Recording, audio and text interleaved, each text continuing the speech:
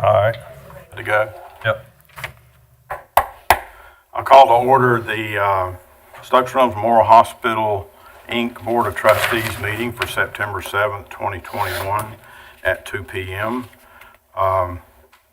Anybody feeling really spiritual would like to lead the invocation? Sure, I'll lead it. Okay, fire away. Join me if you would. Almighty gracious Heavenly Father, we thank you for the beauty of this day. We hope and pray that each and every person had a great Labor Day weekend. Lord, we pray for the situation in Afghanistan. Yes, sir. We still have people over there, American citizens, and they need a way out. And we pray that you will put your divine hand upon and make it happen. And Lord, for this meeting today, we pray that you'll just guide and lead and direct us.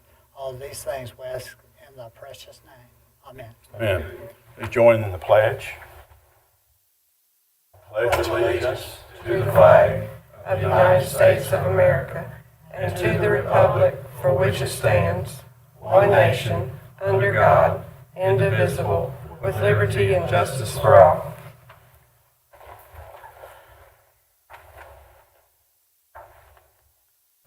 The next item on our agenda is the approval of the agenda. Do I have a motion? Second. All in favor say aye. Aye. Opposed? Okay. Public comments. I don't think we have anybody signed up for public comments. The next item is approval of the July 26, 2021 board minutes, Board of Trustee minutes. Has everybody had a chance to look through those? If not, take your time there.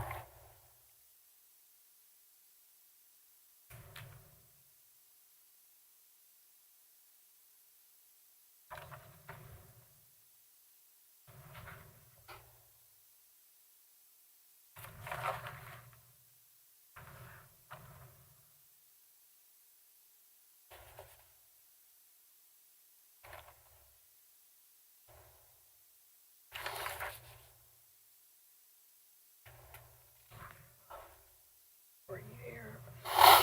Video or no? Yeah, I was here. A couple of those online.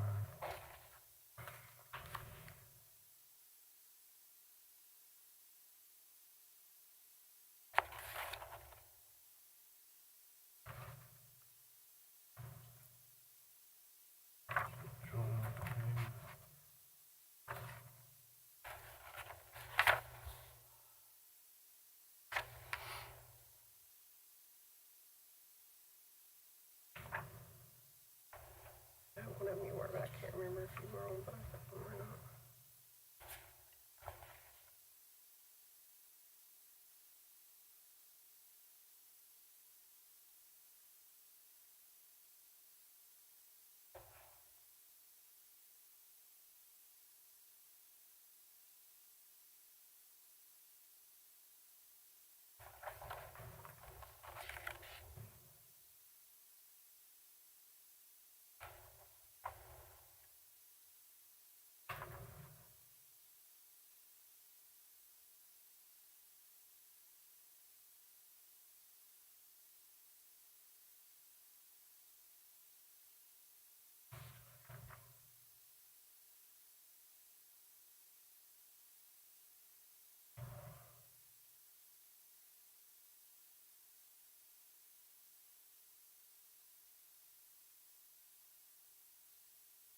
Hey, Pam, you already hand out that executive summary and that information.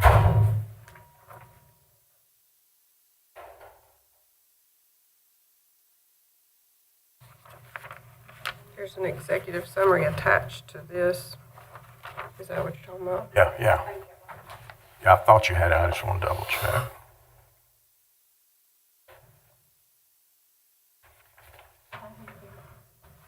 Mhm.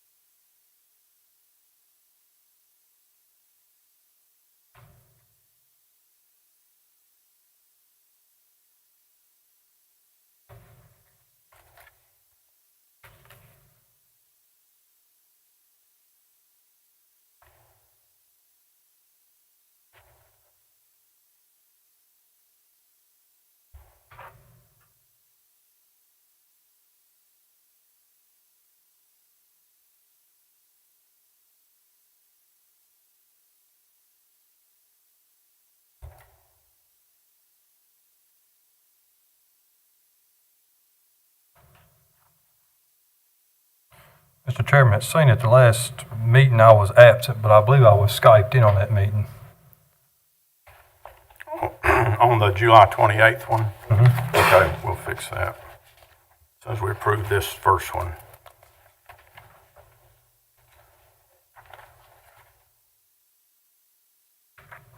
I think we had put, I think the connection finished at the end of the commissioners' meeting, so I think that's why we thought you were. I can't remember, yeah. By the time we went into that meeting. Oh, I was out of town. I think I was up in West Virginia, but I had to Skype in on both of those meetings that day.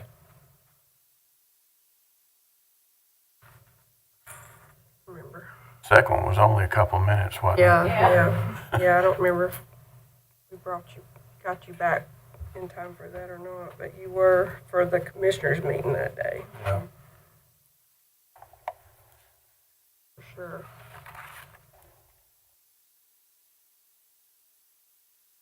You might have could hear us, but I don't know if we could hear you.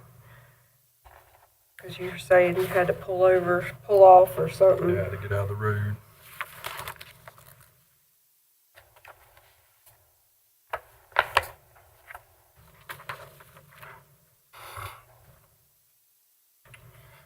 I'll make a motion to approve, The July 26th, or the agenda, approval of the agenda. Yeah. no, we're on the, Oh, we already done the agenda, excuse me, the minutes. we're on the minutes of July 26th, the board minutes. You make a motion to approve those? Yeah. Okay. Second. All in favor, say aye. Any discussion? All in favor, say aye. Aye. Okay, the next item agenda is approval of July 28th, 2021 recess board minutes.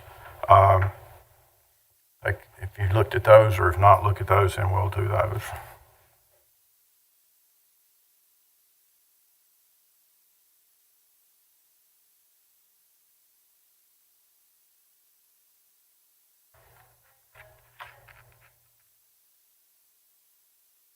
So, Andy, you said you were still Skyped in on that second meeting? Yeah. I think, okay. Got that, Christie?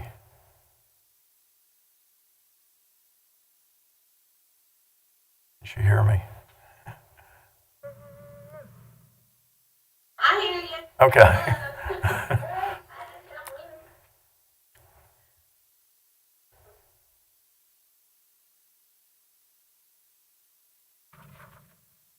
I make a motion we approve the minutes of July 28th. Have a second? Second. Any discussion? All in favor say aye. Aye. Opposed? Passes unanimously. Next item on the agenda is ethics and conflict of interest statement. I'll just read that. It is the duty of every board member to avoid both conflicts of interest and appearances of conflict. Does any board member have any known conflict of interest or appearance of conflict with respect to any matters coming before the board today? If so, please identify the conflict or appearance of conflict and refrain from any undue participation in that particular matter that involved. Everybody good on that? Mm-hmm. Okay, the next topic is the Hospital Operations Committee Board recognition and discussion. The Hospital Operations Committee had a board meeting the day after our last commissioner meeting that Tuesday. I'd first like to recognize the Hospital Operations Committee. Pass that down if you would, Wayne. Recognize the Hospital Operations Committee Board, especially for those who might be live streaming or those who are not familiar with the group. And what I'm handed out to you just for your reference is a little summary of, a little bio summary of who's on the board. We have Greg Collins, who is from Francisco, farmer up there now, former or fire person up there, retired EMS and paramedic, director of EMS here, registered nurse, and also has worked some at Stokes Reynolds Hospital or Life Bright as it is now. We have Jason Duncan. He's not here today. He's from Pine Hall. Jason, yeah. I'm glad you guys are listening. Jason Duncan, he is a school teacher for 33 years, health and physical education in Stokes County. He was also the chair of the Habitat of Stokes and East Stokes Outreach Ministry for a while, and he's Pine Hall, Ruritan. I think he's been, Pine Hall and Germantown Ruritans. I think he's had, national leadership in that area. Olivia Shelton's here. She's a former board member of the SRMH board, retired educator from Stokes County, has been using the hospital for 47 years and lives in Danbury. She's here today. Wendy Spraker, not here today. She has a master's degree level with 30 years of experience in nursing. She's a CEO of her own business now, and she sits on the board of the Friends of Stokes Shelter in Danbury, and she's also a councilman in Danbury. Kim Walker is the office manager. She's not here today. She's office manager for Slate Funeral Home in King and has an associate degree in business administration. Jack Warren's the mayor of King, specifically to represent that geographic area, and he's also been heavily engaged in everything that's gone on with the hospital over the past decade, I would say, probably. Dwayne Young's here today. He's from the Lawsonville community.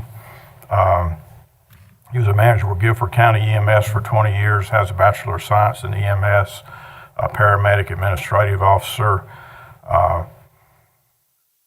worked at Stokes Rentals in the respiratory care area, or LifeBright, and former Stokes Rentals board member. That was when we had a different board under a Baptist hospital, and he's a pastor of the New Birth Baptist Church in Walnut Cove. Justin Duncan's here today. He's one of our alternate members. He's been involved with hospital plant operations and environment care for 6 years. He currently manages all plant engineering operations at Novant Health Medical Park Hospital. He's nominated to the Stokes County Board of Health in 2019 and served 2 terms as vice chair for the Board of Health, and he's got a bachelor's in theology. Debbie Vaden's here today. She's also an alternate. She has a bachelor's degree in nursing from Eastern Carolina University, worked 8 years as an intensive care nurse, has been a supervisor in a 220-bed hospital in San Diego, and also president of a company out there, or vice president of a company that staffed hospitals. She currently works as a PRN for LifeBright when needed. So that's our board of, or that's our committee, Hospital Operations Committee, some of which are represented here. If you have questions for them today, you're welcome to address them as we go forward, that are in place to advise this board on how we proceed with hospital and medical services in the county.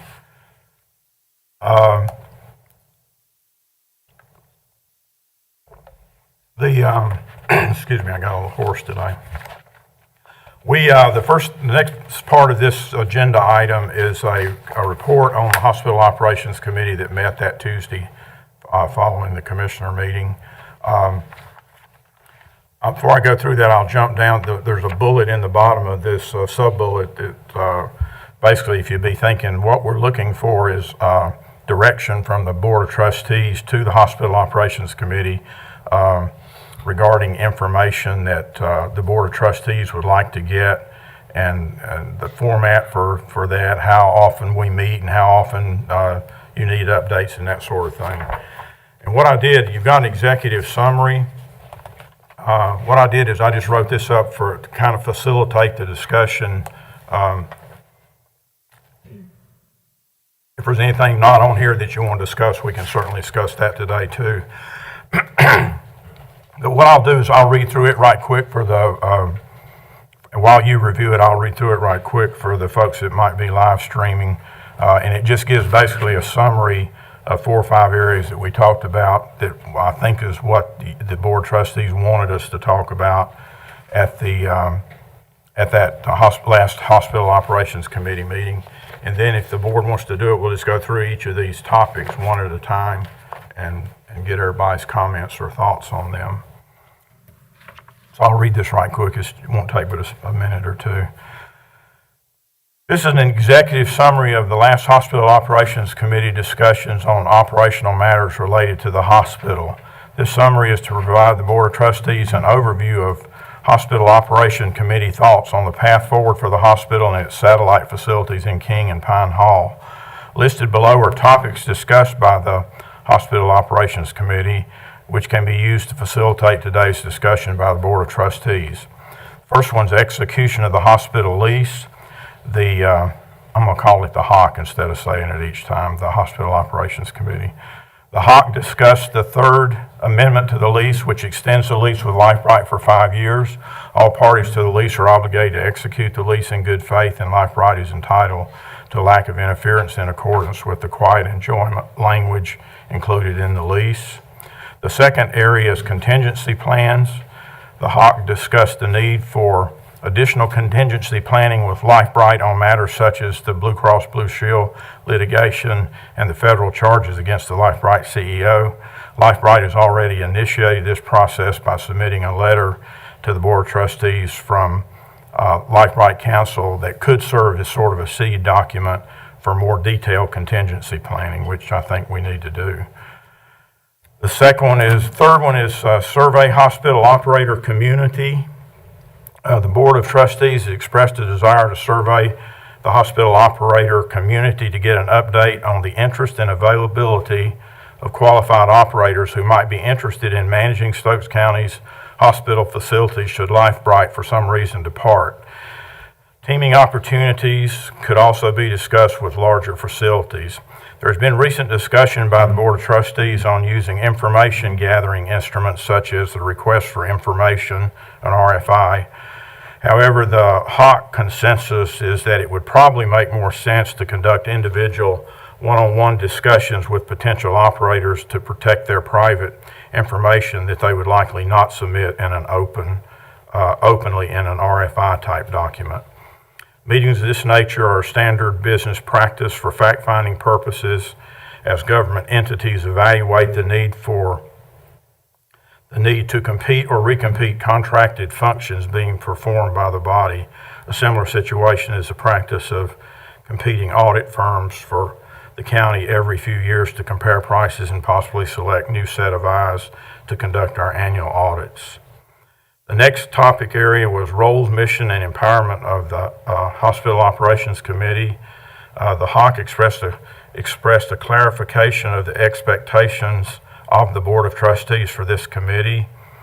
The HOC was created to perform oversight and other activities associated with the execution of the hospital lease and to provide information and make recommendations to the Board of Trustees for decisions required by the Board of Trustees. The HOC would like to make sure the Board of Trustees is still committed to empowering the HOC to handle operational matters related to the hospital, to assist the Board of Trustees with its fiduciary responsibilities to deliver health care services to the county.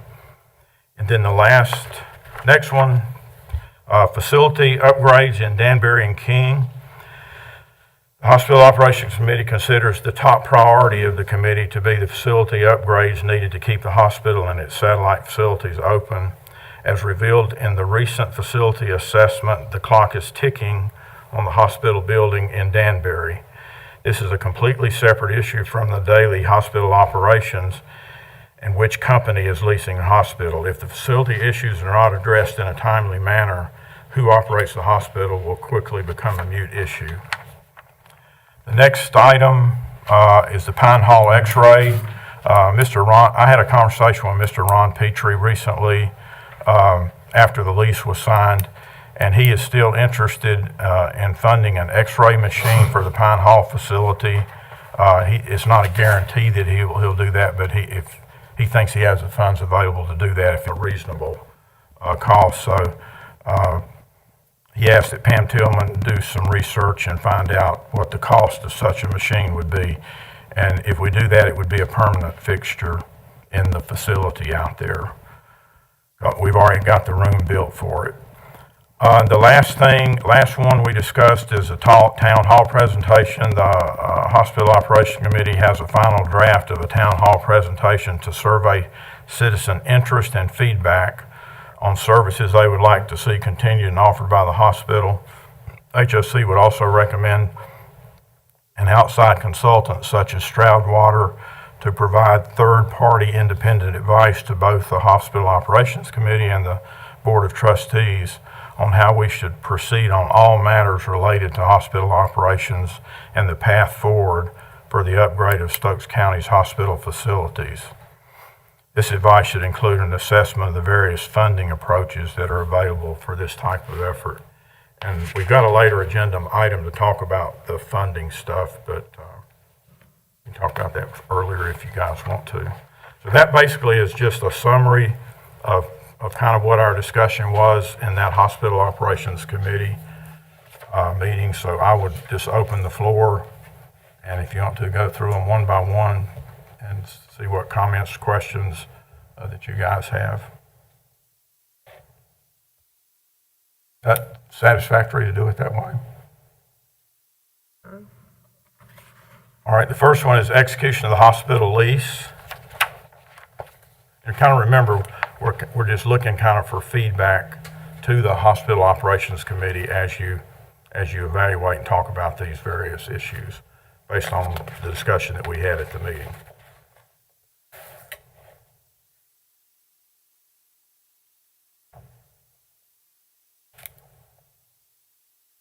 I don't have any comments on that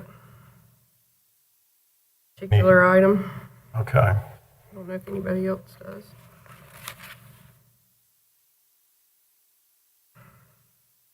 Anybody else have any comments on that one? Okay, the contingency plans.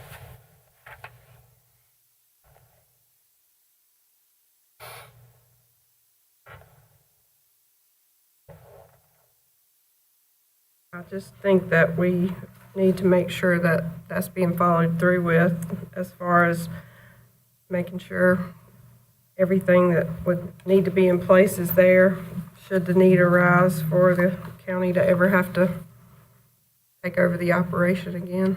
Okay. So would you like the Hospital Operation Committee to take that as an action item, to go and do that, to go work on with what we've got already, plus add to it to make a more detailed contingency plan? I think that's a good idea. Okay. Everybody else good with that? Yeah, Do we need to vote on these, or y'all just want to do a consensus? just do a consensus on it. Okay, okay. We'll do that. We'll take an action item to start that process. With these items, all of these items that we're discussing, we're scheduled for open session today unless somebody has something that they want to talk about in closed session. But as we get into some of these areas, there will probably be a need to have a combination of open session discussion and closed session discussion on these items. Okay, survey of the hospital operator community.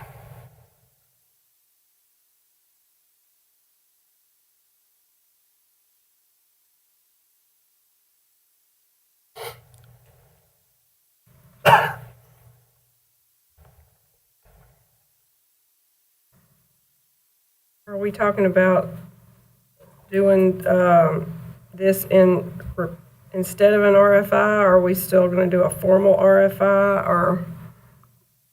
Yeah, the recommendation, is to do the individual discussions, because even the RFI would probably not accomplish what you're really after, because RFIs are public documents where they send in proposals, and in the past, whenever we've had not exactly this kind of situation, but similar situations, we've done it this way, where we'd have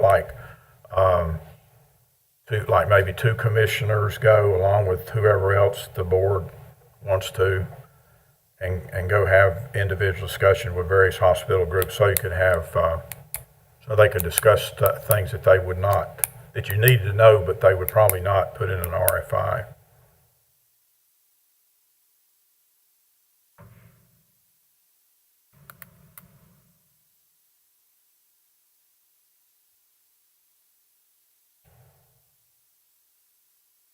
Just to make sure I'm clear on that, so are you asking for the Hospital Operations Committee to go to those meetings and gauge interest versus the board members? Just- I would I'm think, thinking that's well, good. I would be, if the hospital operations committee should participate in it, definitely, I think. And then one commissioner would be in there because I would be there because I'm on the hospital operations committee. But I think we would want to offer one additional commissioner the opportunity to participate in those discussions if they wanted to. Okay. Because we can do that too without having a meeting. Okay.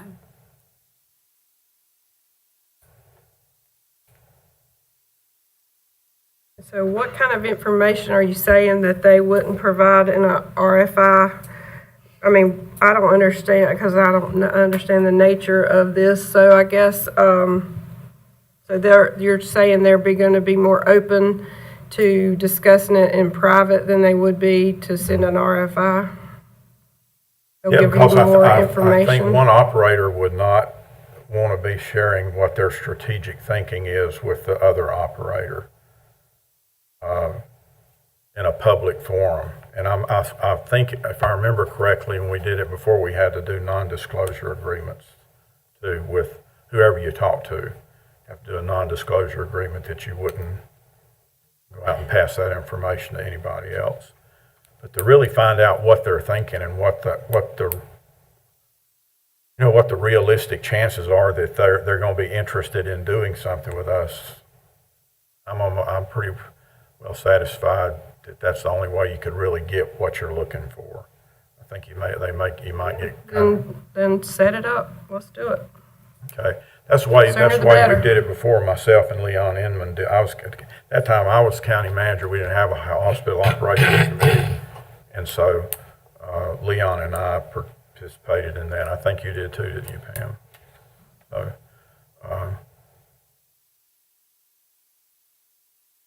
All right. So we'll do that, and probably we'll take an action item to get that going, and we will probably move that to closed session discussions in the future. All right. Because for the same reason that we're doing it that way, it would probably need to be discussed in closed session. One thing, too, to be thinking about, not related to this particular paragraph, but I'm thinking the Hospital Operations Committee, with all the activities that are needed with what's going on, will need to meet at least once a month. And so think about how often you think the Board of Trustees needs to meet and what information you want to get between meetings, how you want to communicate between meetings. We could meet every month and the BOT meet quarterly, but if quarterly is not enough, then we could do it more often than that. So you guys give us thoughts on that before the day's over, before we finish talking, that'd be good. The next one's role, mission, and did anybody have anything else on that one? Next one's role, mission, and empowerment of the Hospital Operations Committee. Just want to make sure that we're clear on what the Board of Trustees wants us to do, or will empower us to do, in order to assist the Board of Trustees in decisions we need to make as a Board of Trustees for Stokes Reynolds. So, if you have any, if you could let us know about how the information should flow. If we meet monthly, if you guys want to email us or talk to us before the meetings on subjects or just anything you don't want us to be doing, anything like that in that section, if you could just give us your thoughts on that. Do you have a copy of the bylaws of the committee? Or did we talk about something about updating those or something? Or was it the bylaws of the Board of Trustees? Yeah, it was a Bylaws Board of of The Trustees. Board of Trustees will have to incorporate where we've gone over the healthcare statutes. We'll have to put those items back in for potential hospital operation as a contingency So in the bylaws for the Board of Trustees, is that where it talks about this committee being set up? It is. Yeah, I think so, Yeah. yeah. Yeah, that's where we set it up, yeah. I mean, myself and Commissioner Barncastle weren't on here when it was set up, so I'm not sure what the intent of, was for the Board of Trustees at the time that it was established, and might be helpful to read over that to know what the intent was then. If it's given in the bylaws, I don't know. I think it's in there pretty well. Yeah, the original bylaws were for the commissioners to run the hospital when Baptist left. And then when the lease became effective, then those bylaws were no longer the hospital operator. They were a third party of the lease, with Stokes Reynolds Inc. being one part Stokes County Board of Commissioners, with you all the same governing body of both. And then the leasee, which was Pioneer, and then Life Bright. So when the lease took over the hospital operation, that left the bylaws with saying you're operating the hospital when you weren't. So we took that language out, but now we realize for a true contingency plan, that language needs to be put back in there, similar to what we went over, the medical staff governance, the quality, the risk management, all those items that were in the healthcare statutes. Okay. You want us to do an agenda item on the bylaws for the next Board of Trustees meeting? Review them, have a, Yeah, I mean, Is that what you can were kinda email them asking? you could email them to us between now and then, okay, I guess, and we could be looking over them. and put it on the agenda for the next meeting, Sure. Board of Trustees, okay.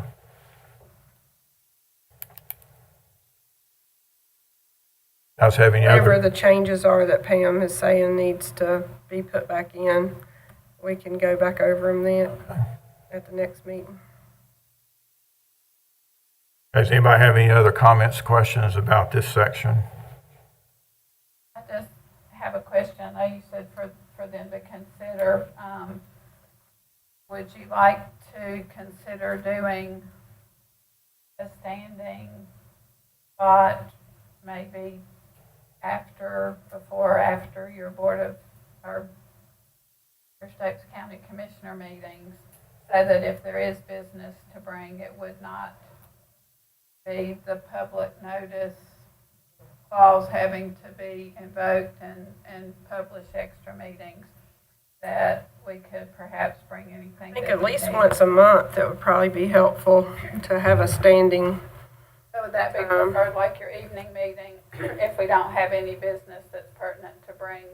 That way, at least we wouldn't have to be hustling to figure out when we fit it in. And then if we That'd don't be need to good. use it, then they could just take it off the commissioners. Right. I think it'd be helpful Okay. now, because we seem to have a lot more to discuss. So is that a recurring item on the first meeting of the month? Or on what section of the agenda would we put that? We're saying have a Board of Trustees meeting immediately following. Oh, okay, have a separate meeting. Yeah, I think that's what you're saying. Oh, okay, I misunderstood. To have But it- have it as a standing so that it could be published every month, and then we could You just can always say take that it there's off not if we don't any- have any business, but Mhm. it wouldn't hurt. At least I'm fine with that. You So see would any you issues with that, prefer it Shannon, to be or? before or after, maybe is the evening meeting better for you all to fit that in, or? It kind of works like you do planning meetings, you schedule planning meetings, you know, every 3 months, and they're scheduled as needed. If Mm-hmm, you're gonna cancel one, you wanna cancel it a few days prior, well, the public knows that it's canceled, but you can certainly schedule it as needed to do that. So go ahead and set the dates for along with the commissioners meeting as needed, following. Probably be the night meeting would be better. That's the first meeting of the month, I think. That's the night meeting, right? mm-hmm. Yeah. Y'all want to do a motion on that one, since it's kind of a formal thing? Did I make a motion to do that? You want it now, you want it at the end? This now's good, yeah. Make a motion, we add a Board of Trustees meeting at the end of our first commissioner meeting of every month, As needed, right? as needed, yep. Second? Second. All in favor say, any discussion? All in favor say aye. Aye. Opposed, no. Unanimous, passes. Okay, the next one, that's good because that'll track with our monthly meetings with the operations committee too. We have to schedule those I to, needed to know that structure, sorry. Thank you for letting me. yeah. That's fine. Next one's a facility upgrade in Danbury. What's your thoughts on that? Comments, questions? But we ain't gonna really know much till after the budget's passed for the state, correct? Right, yeah. Because as of right now, I think there's some money sitting in there for us, but don't know what all steps. We still gotta go through the Senate, through the governor, is that correct? So, That's where it's at. Yes, I actually, at the last men's club meeting, I talked to Kyle Hall about that. There's 10, and it's on our agenda, but I'll go ahead and jump down there now. There's $10 million. It's on, I think, page H35 of that S Bill 105, which I guess is the budget bill. And it basically just gives $10 million to us for the hospital. The announcement he made at the men's club was that instead of being $3 million a year for so many years, it's going to be $10 million at once. And so I think I agree with your recommendation that until we know what the budget passes and says that we need to wait to do anything on facilities. So then, if we're getting that, then I think we have to reopen the whole discussion on what we do up there.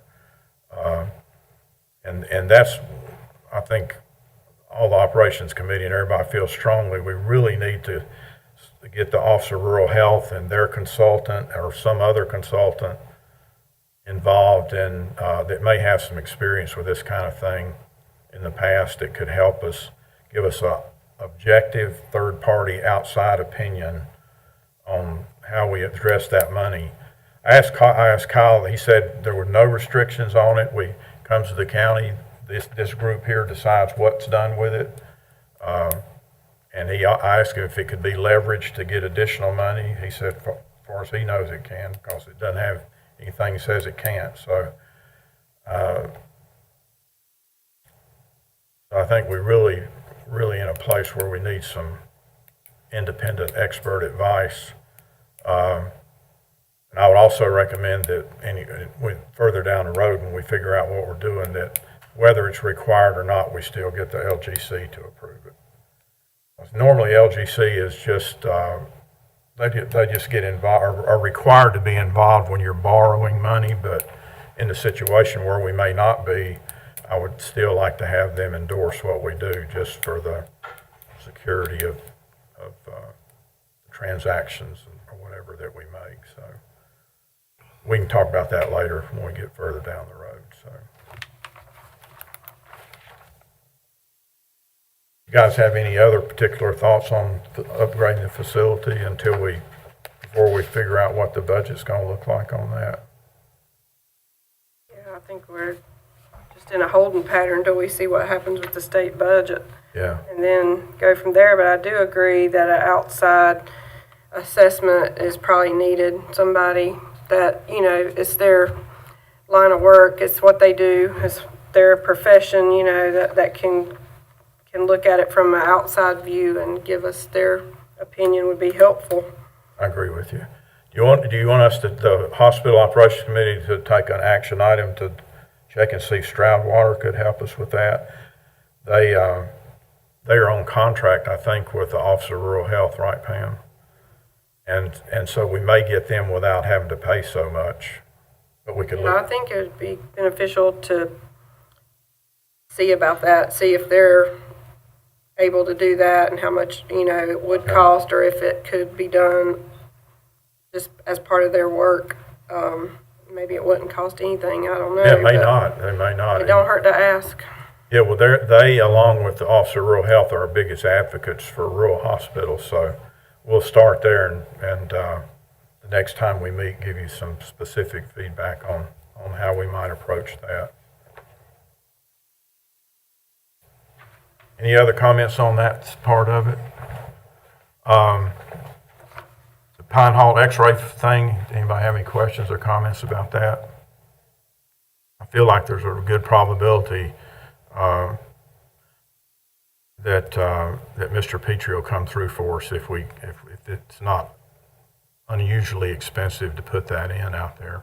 I think that changes the status of the facility, doesn't it, Pam, somehow with the status of the medical facility if it has an X-ray versus not, or? You can have an X-ray as part of a medical office.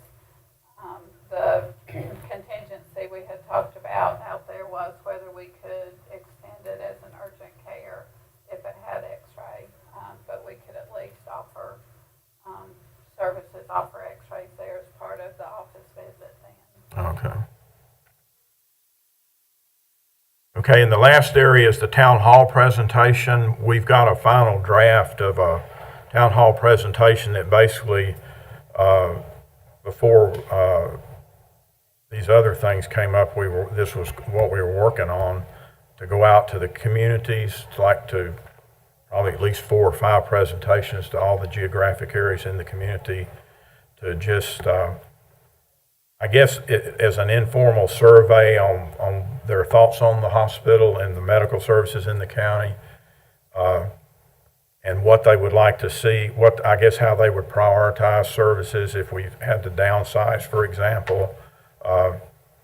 So we can still go do that. I don't see any real harm in proceeding with that while we're waiting for these other things to go, or just depending on what you guys want us to do with that. We can also give you a copy of it to look at ahead of time before we do it if you. Yeah, I wouldn't mind seeing a final draft of what you're planning to do. I don't think it's a bad idea to go ahead and talk to the citizens to get their feedback. Yeah, and I think, depending on how much information we get there, you had suggested earlier that we do a formal survey, and that's probably still needs to be done, but this could be a preliminary at least to doing that. Yep.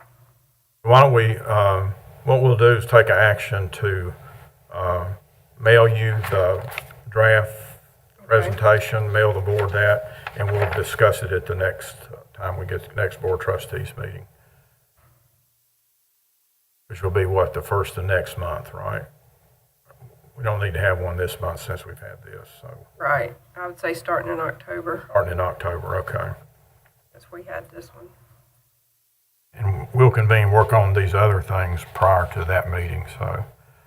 Is that all of them? Yeah, okay.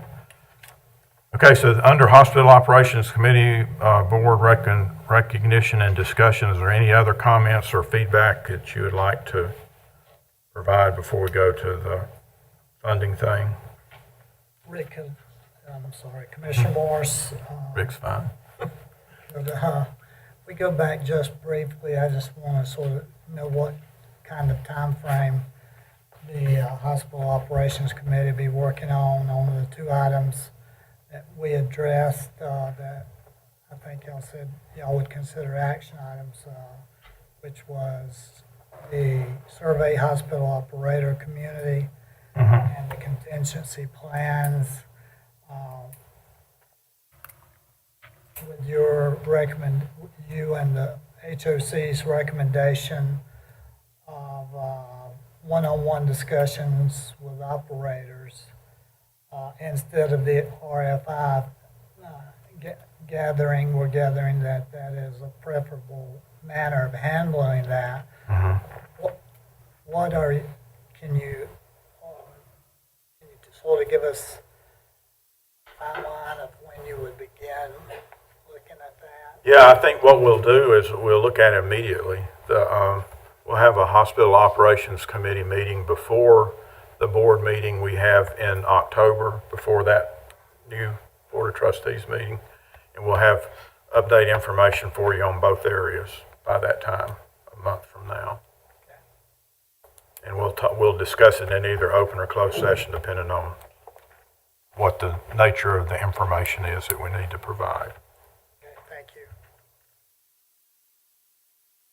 Anything else in that area? Okay, the next area is Lifebright Community Hospital of Stokes Planning. The sub-bullets under it, the first one is potential funding sources. Basically just mentioned the state funding. I don't have anything to add to that unless anybody else does. Grant funding, Pam, did y'all give that email out with that? First, There are several grants that are still coming as COVID grants. Actually, Christian had forwarded, not knowing where we were in discussions, two grants from the USDA that are related to COVID impact grants. There are two tracks. The first track there is a smaller amount of money. Now I got track 2 on my papers above track 1. Track 2 is the largest amount, 5 to 10 million chunks. But this had just come out, and the deadline for that is October 12th to go after that. So we'll study to see if that would even be something we could turn around this quickly. And then there's smaller amounts for track 1. And they had the same October deadline, but said that they would continue even after October to give out that pot of money depending on the need and when applications came in. So there are some grants that we have already gotten for COVID testing and vaccination for the rural health clinic. So those are all things that are just going on all the time, and we'll go after those individually. did you hand that info out, or that you were just reading from? No, it was like 30 pages. Okay. Sort of like we talked when we met about the state statutes, how much time and Okay. energy do you have? We could email them, but Yeah, okay. Well, the reason I was asking, I just wanted to comment on them. Pam mentioned the short suspense on them. They also, I think they're probably better to serve as examples of something we can do in the future, because I was going through the checklist on them, and they require, for instance, there's a checklist of everything you have to do. And one of them is for projects involving construction, a preliminary architectural feasibility report, engineering documentation, and so forth is required. So I don't think we're to the point where we could meet anything for October 12th, but I hope we couldn't turn that around. because of that, because we'll have to have some plans, some more concrete plans. But I think these may get offered again next year maybe, and we might can meet a requirement a year from now for this kind of grant. And it's a USDA rural development thing, so they're extremely friendly to the hospital type activities. USDA funding, that's the approach we were talking about prior to the legislature adding the 10 million for us. So that's the thing where you do a long-term loan and then have the operator pay it back.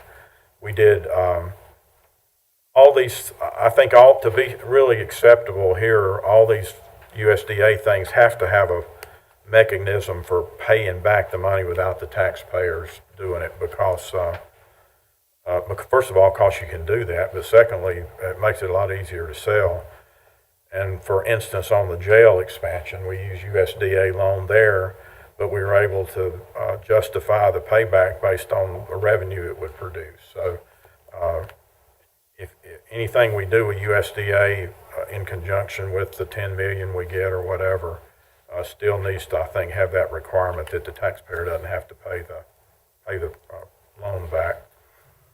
What's new market tax credit, Pam? Were you going to talk about that? That's a group that we had started talking to, found out about this program. They actually have consultants that come in, and for our area, they felt we would be eligible for a $5 million amount of money when it's through the banking system. So by the time everybody gets their cut, we would get about $2 million of a $5 million, but it would be $2 million for free, with the exception of reporting. It's never completely free. So that would be something that we could do, reporting, and go for that money. They're waiting for some new census tracts. Traditionally, just if you took a line straight across our county, the northern half was all considered underserved. The most recent tract, they said, right in the middle of Danbury, almost up to Virginia.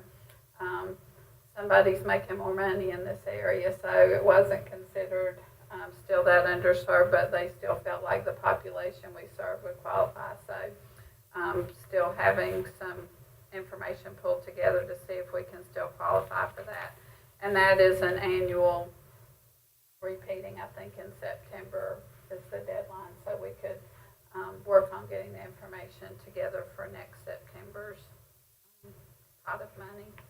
A year from this September, right? Okay. And then for the USDA, the Hospital Operations Committee had met with the USDA representatives, and they were favorable to move forward looking at the county financials, and then would later look at hospital operations. It just happened that I think right after that meeting, Stroudwater through the Office of Rural Health, Dwayne and Rick both came to the office and listened to a presentation by the Office of Rural Health with Stroudwater. And Stroudwater has partnered with USDA to do a program for rural hospitals for building where they go ahead and incorporate some of the study, some of the upfront expense is actually all put in that loan. So that would be something we could get USDA and Stroudwater to make a presentation for. But I think the big picture we wanted you all to have is that there are lots of funding sources that we can work to upgrade our facilities or do replacement facilities without putting it on the back of the taxpayers. But there are lots of revenue sources for us. One last thing on that, I checked the update from the Commissioner Association this morning, and they were saying that I guess there's expectation the budget will get approved by the end of October. Kyle was kind of saying similar time frame as well at the meeting a couple of weeks ago. So I guess they're assuming that they're going to have a budget that the governor's going to sign this year. I don't know. Been pulled before. No guarantees there, but there must be, I think there's a higher probability this year maybe than there has been before, for whatever reason. There's a couple items in there that's really holding them back, Commissioner Morris. Yeah. You probably know what they are. They're going to have a hard time getting that through without the governor veto, and unless they delete a couple of things in there. Yeah. What I was told by 2 or 3 of the reps from Raleigh. Well, we'll follow the process and react to it as we need to. Pam, other sub-bullet there is a review of pertinent statute 131E on the healthcare facilities and services. Are there any major points you need to make on that? I think just an acknowledgement that we had meetings. Thank you all for taking the time to meet and review some of the pertinent parts of the healthcare facilities and services statutes, Chapter 131E.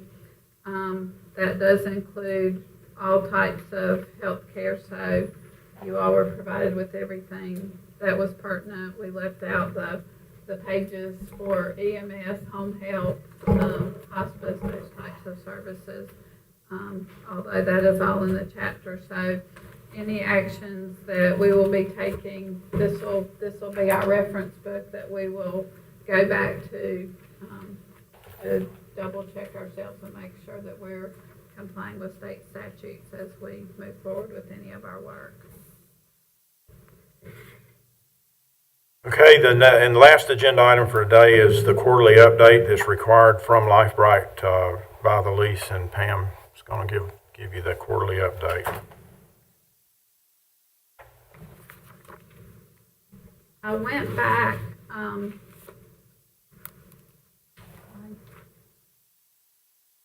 go ahead and give you these things. I'm not sure about approvals. So I think for today, I will ask you to hand them back. And then get, Are they all the same? yeah. Okay. No, go ahead. All right, thank you. And I just brought the things that I felt would be helpful for you all to have today to review. And of course, what I handed you is not going to be in the right order now. What you have on top was not one of the lease requirements, but I thought it would be helpful for you to have. These are our stats that we keep up with. The first sheet is the full year of 2020 and then through July of 2021, so that you can see the patient days for acute, swing, and observation. Acute is just your traditional hospital stay. The swing beds are the rehab beds. And then observation is a status where they're not sure whether you meet admission criteria as an inpatient, so you get 24, 48 hours, whatever time period, to see if you are improving, so that you can go home, or if you need to be converted to an inpatient stay. So these are stats we have to keep up with and are part of our cost report that we have to turn in. So the patient days, the admissions, again, for each of those, acute, swing, and observation, the average daily census. Then for the laboratory, we look at inpatient lab work, outpatient at the hospital, outpatient at King. When we had the emergency room at King, those numbers were comparable or even exceeded the hospital. Now we have some industrial accounts, some lab that's associated with our surgery. So those are the items that would be listed there. The non-patient labs, as we've talked about with the conversations with the outreach labs, these non-patient labs are going to be our nursing home labs. They get monthly labs to monitor how they're doing. The numbers have increased during 2020, and they have been up and down for 2021 when we have to do the COVID testing on the nursing home residents. That's really bumped those up as well. It could be a patient in the community with home health or hospice who has lab work collected by the nurse and brought to the hospital. So those are the different components of lab. Since we have x-ray at the hospital and at King, we do have the hospital revenue from inpatient and emergency room primarily at the hospital. In King, a lot of that volume is related to Ortho Carolina, having clinics there, and the podiatry. CT scan in Danbury, again, there's a lot of volume from the emergency room and inpatient. Ultrasound is an area where you'll see the numbers are very low. We have had trouble being able to recruit someone to do ultrasound, so that is still a current need for the operation. When we look at the emergency room, the hospital visits, I guess it's still listed that way because we used to have both. Those are the visits for the emergency room, then how many of those turn into hospital admissions and what percentage of those are admitted. So typically for a hospital, there would be 5% that are admitted. So our numbers have been down for that. And then observations from the ER. So these are going to be folks, again, who they look pretty sick in the ER, but you're not sure of the criteria. So they're put in the observation status, and then a lot of those folks are able to go home within 24 to 48 hours and not have to convert to an admission. For respiratory therapy, there are inpatient and outpatient visits. We're required to keep up with the hours of oxygen that are used. For physical therapy, physical and occupational therapy, the inpatient and swings, those visits are there, and that is, the therapy is one of the big events that a person would need to qualify for a swing bed stay. Speech therapy, again, is something that we've had trouble recruiting and retaining because of the volume of patients that we have is so low. And then other stats that we keep up with, the number of EKGs that are performed, the surgery cases in King. Sometimes that goes up and down as the surgeons come and go. Outpatient visits at the hospital could be anything from somebody just coming for lab work or just coming for an x-ray or the combination. We have to keep up with the amount of blood that is given, and that gets reported to the board. And then we also have a respite care program that is, I think the easiest explanation for that would be for hospice care. It's one of the hospice benefits for caregiver fatigue. You're caring for a family member at home that's under hospice care, and you're just exhausted and need a respite. So the person comes in to the hospital, we take care of them and give those caregivers a break. Occasionally we work with DSS. They have to take for Adult Protective Services, take over the care of someone until they decide if they're in a safe situation, and we'll give those folks a place to stay. Then for our clinic stats, we've got Pine Hall, which is now a rural health clinic, Danbury, and then Peds. So you can see that Pine Hall as a startup clinic is doing about half of what the Danbury clinic is, but it continues to grow. And then with our new pediatric provider, we're already seeing an increase in August. So you'll see that on the next stats that we bring. Then for the nursing home, the patient days, we have to keep up with patient days, and then the average daily census. So for our 40 beds, you can see that we have pretty much, our low would be 35, and we are currently at 39 of our 40 beds are full. I don't know if you found that helpful to know what kind of services are being provided at the hospital and the number of folks that we are touching. And as far as the specifics outlined in the lease, biannual financial statements. So I guess you've got one that's landscape and one that's so the profit and loss by quarter is actually the biannual statement.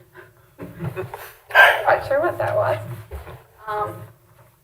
So if you look at the first column there, as far as the gross revenues, the quarter ending 3/31, then the next column would be the quarter ending 6/31, and then the 6/30. I guess it's 6/31, 6/30/21, and then those two combined for the third column. So for the gross revenues are at the top. So for the biennial, I guess we'd say 16 million in gross revenues. The deductions from the revenue, you can see we quickly get rid of 9 million for either contractuals or bad debt. So we have a net patient service revenue of 6.6 million. The other operating revenue, we have some industrial accounts, and then some grant revenue would be what that roughly 500,000 is. So our total operating revenue through 6/30 was 7.1 million. And then the expenses, salaries, which comprise the biggest amount of that, is 4 million. Our supplies have the next big component of 762,000. Professional fees, purchase services, 800,000. Lease and rent of 73,000. Repairs and maintenance of 248,000. Our utilities are 194,000. Insurance is 141,000. And then other operating expenses for another 155. So for our total operating expenses, 6.5 million. So then income before taxes, we have a net 415,000. Amy, can you go over to lease and rent? What exactly is that? We have leases. I think that's just the rent's really not rent. It's more of the leases. We lease some equipment. I think off the top of my head, like copiers, some of the surgical equipment is a big lease. Various patient care items, our IV pumps, wound bags, different things like that. Okay, thank you.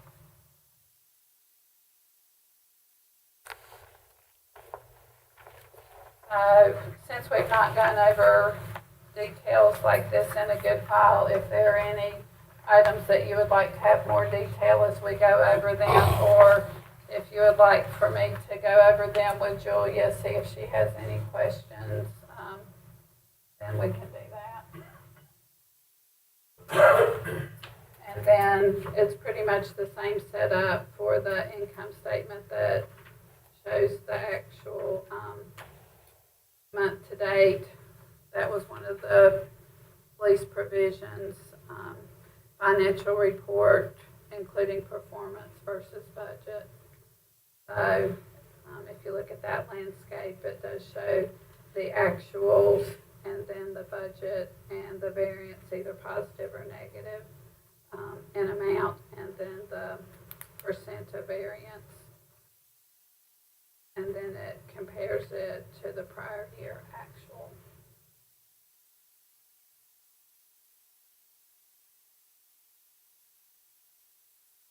I'm not sure if you have any specific questions about that, or if you see anything that you would like to have more detail, we can certainly do the breakdown. Pam, you was talking about the clinic visit on the Pete's. My understanding Dr. Downey retired, is that correct? She did. Who took her place? Erica Wilson, she has her doctorate of nurse practitioner. Yeah. We have a sign out on the road. Okay.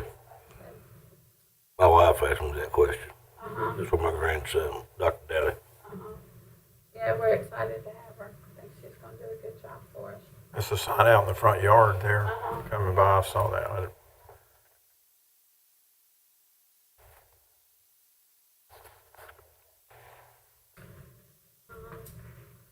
So those were the financial pieces. The quarterly reports were due to be reported in July, October, January, and April. So I thought for us to get on track with lease compliance, we would consider this the July, and that we would bring back the next ones in October to you all.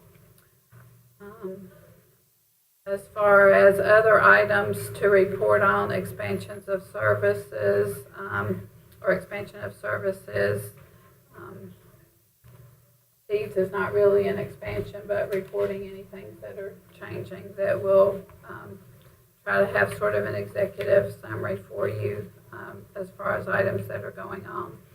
Reporting any existing or anticipated problems with complying with lease requirements, and there aren't any to report at this time. Any existing or anticipated financial problems. I think the obvious there to everybody is our building.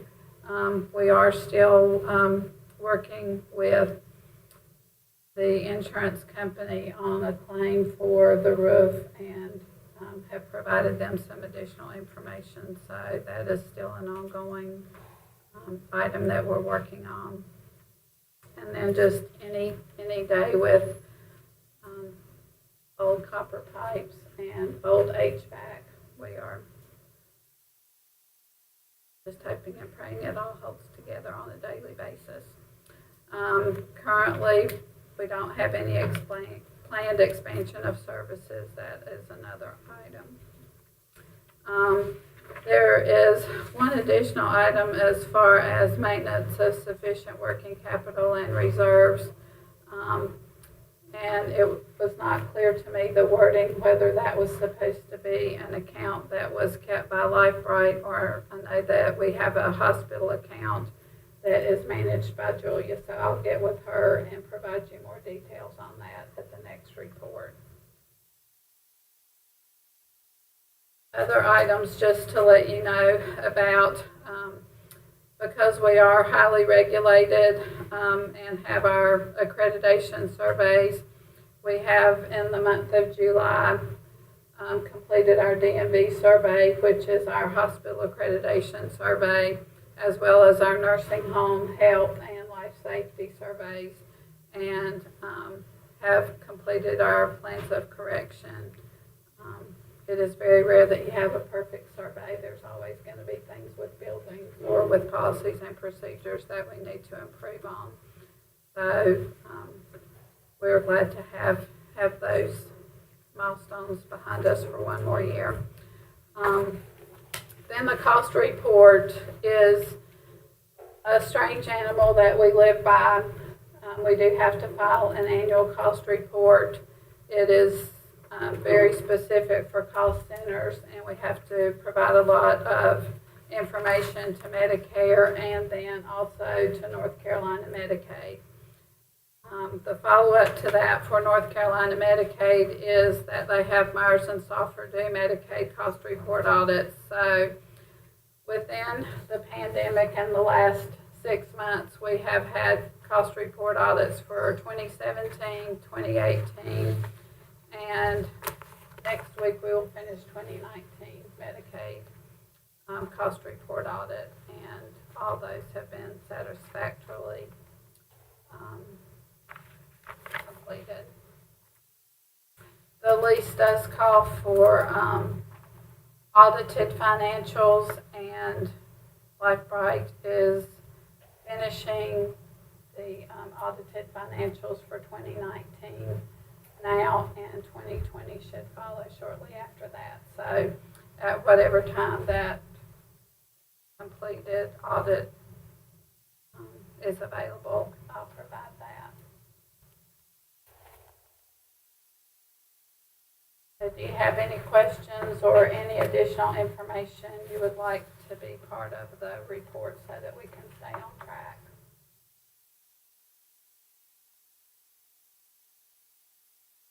Can't think of anything right off the top of my head. Pam, is there anything that you would add on the COVID Delta variant and all that stuff that's going on about how that might impact the hospital, or what anything we might need to know about it? Well, it is definitely impacting us, the schools, are definitely impacting, our numbers. We have lots of employees who are being quarantined, lots of, school impacts, for the number of visits we're seeing. Our typical emergency visits, just, you've got the monthly totals there, but, during the week, we may see from 3 to 10 folks a day in our ER. The weekends are usually busier when doctor's offices are closed, and we may see 15 to 20. But the last month, we have consistently seen 15 to 17 a day, and a lot of those have been COVID, so that's one of the reports I have to report to CMS daily. So it is definitely impacting us. Are you giving booster shots, or will you be? We have the Moderna vaccine. We're giving booster shots to immunocompromised now. We're waiting to get the guidance on additional folks who might be able to get it September 20th. We are also participating with the regional, it's a lot of partners. I was looking up to see if Christy could help save me here. We're going to do a drive-through event September 16th where folks can come drive through the front parking lot. We'll have some tents, so if you come through there from 3 to 7 on the 16th, and then we'll repeat it at the American Legion the next Thursday, 23rd. Second Harvest will be providing food. A lot of partners with Northwest Piedmont Council of Governments will Okay. be. Is that for the original shots or the boosters? That's It can be for anything. okay. So, even though we've just had Moderna, we're going ahead, and Rex was working to get some J&J as well as Pfizer. They had the big amounts that we had to order initially, and we weren't able to accommodate those numbers, but now they've changed some of the structure so that we can get Winston-Salem as a hub. We can get smaller amounts, so we're going to have all 3 vaccines available at this drive-through, and hopefully at the hospital we're still giving weekly vaccines. So if you know anybody who wants a vaccine, we're trying to reach out to the community.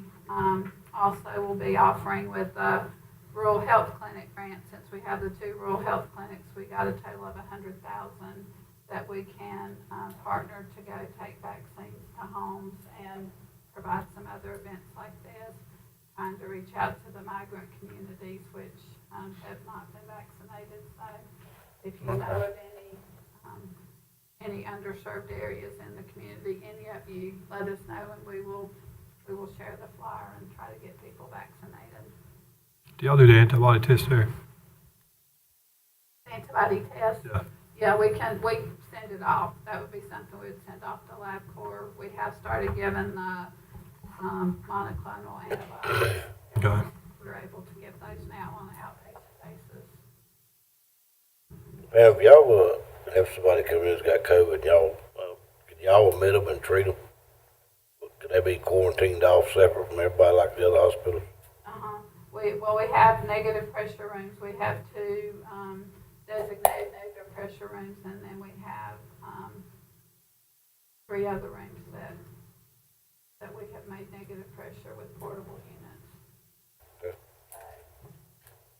One of our treatment rooms. Not that I want to come see you. And then we would work on transferring if the needs exceed our capabilities, but we've been able to keep and treat central folks. Those antibodies you just mentioned for people that have COVID and you treat them? It's an outpatient treatment. The indications can be either for somebody who is high risk, who has had a COVID exposure, or if someone has COVID. Oh, okay. It's does not meet criteria to stay in the hospital, we can give that. Oh, okay, okay, good. They made it hard to get those, but now the government is helping, provide those to us. Okay.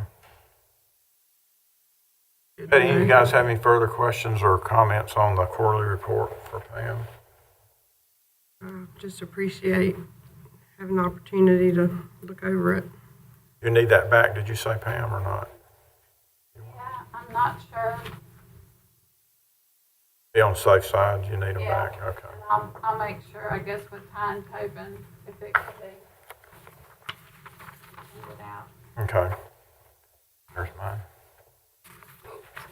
Okay, does anybody have any other business we need to address today before we adjourn? I make a motion, we adjourn. All in favor say aye. Uh, Opposed, no. Then we'll adjourn, see who all this back there. Make sure. Oh, Christy texted me. Disability Rights of North Carolina